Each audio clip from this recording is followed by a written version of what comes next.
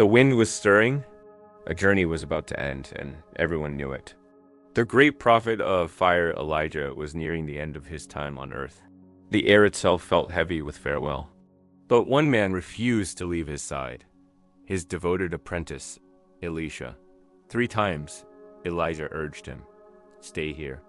And 3 times, Elisha's loyalty burned brighter. "As the Lord lives, and as you live, I will not leave you."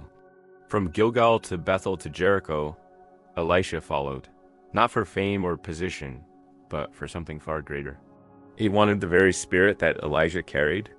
When they reached the Jordan River, Elijah took his mantle, a simple cloak, and struck the water. In a stunning display of God's power, the river parted, and the 2 men crossed on dry ground.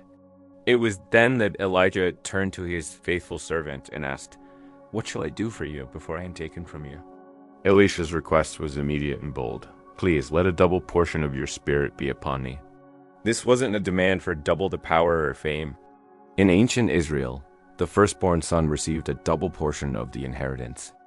Elisha was asking to be seen as a spiritual son, ready to carry his father's legacy forward.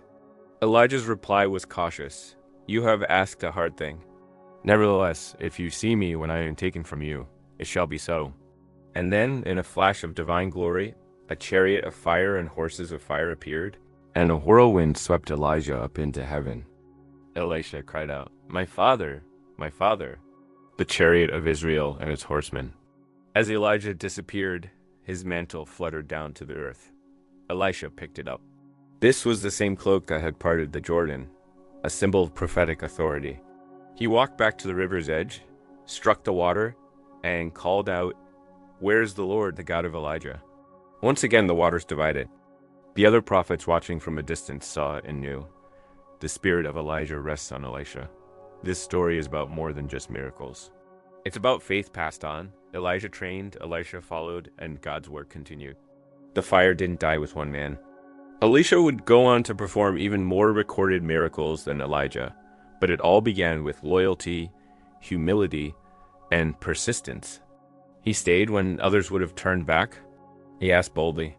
And most importantly, he picked up the mantle that was left for him. Faith is a legacy meant to be carried and passed on. And the question still echoes today. Who will pick it up next? If this story inspired you, hit like, subscribe, and turn on the bell so you don't miss more heroes of the Bible. Share in the comments. If you could receive a double portion of God's Spirit, how would you use it today? Let's discuss.